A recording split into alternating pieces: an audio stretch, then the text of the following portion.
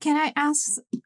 Yeah, can I follow up with a question? Now, whenever we hear about the Belt and Road Initiative here in China, the term win-win situation always comes with it.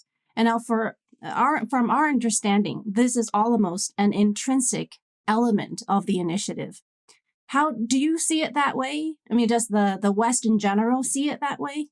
Well, first of all, the West, meaning the United States leaders and the leaders in Europe, view the Belt and Road Initiative basically in a hostile way. Because, again, if you have a zero-sum view of the world, that one country's benefit is our loss, then the U.S. says, oh, China's gaining diplomatic leverage through this. And that's bad for us because we want to be the ones running the show. And then Europe is saying, Africa's our backyard. What's China doing funding these things? Well, you can see this is the wrong way to think about things.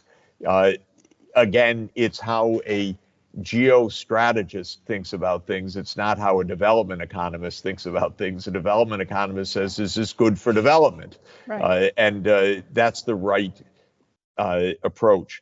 Then, as part of the narrative in the West, so-called, again, I don't like these terms. They don't make any sense on the map. But in any event, as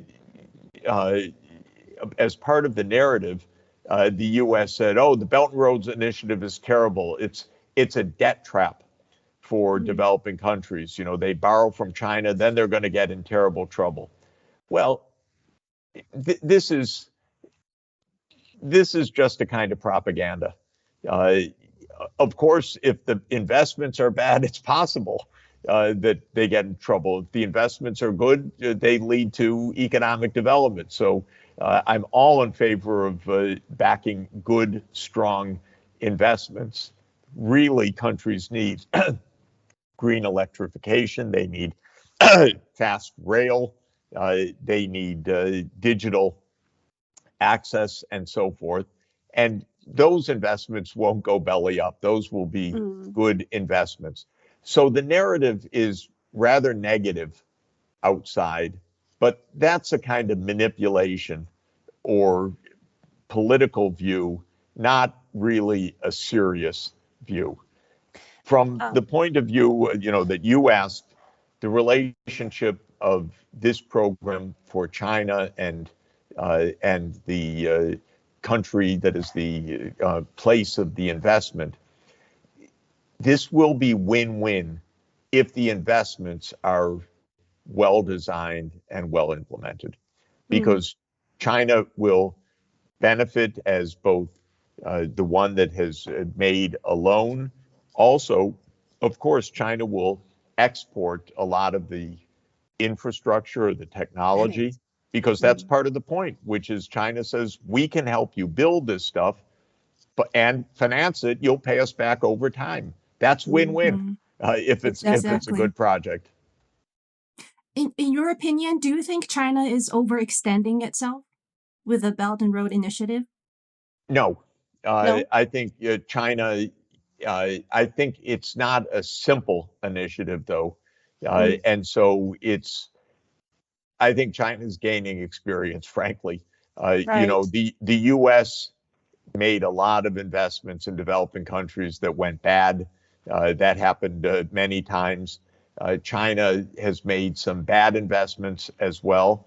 The initiative, I think, was absolutely in good faith as a win-win initiative, good for the Chinese economy, good for Chinese diplomacy, good for the recipient countries. But I think that the quality of the investments needed to be improved from the beginning. Again, the basic way that it worked was as I described it, which is China asked the recipient country, what do you want?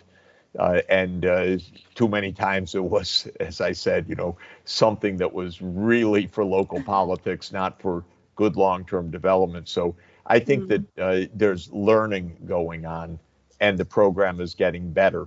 But I hope China continues it. I hope indeed it expands it because I think it's really important. The idea is completely correct, which is that we need an era of infrastructure investment in developing countries.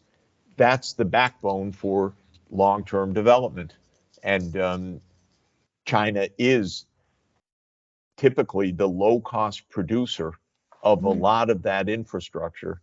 And so it can really make a contribution for the recipient countries. Thank you. It's very assuring to hear that from you.